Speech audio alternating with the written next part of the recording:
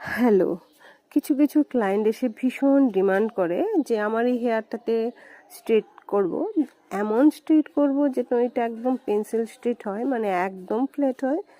তো প্রথম প্রথম তো কিছু হেয়ার দেখে সত্যি ভয় পেয়ে যাই, মনে হয় পারবো কি পারবো না এমন কিছু একটা ফিল হয়। কিন্তু গাইজ, সেটা কোনো কথা নয়।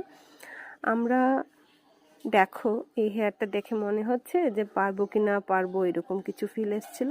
নিশ্চয়ই না। তো এই যে ফাইনাল লুকটা, এটাতে আমি আজকে স্ট্রেটনিং করেছি।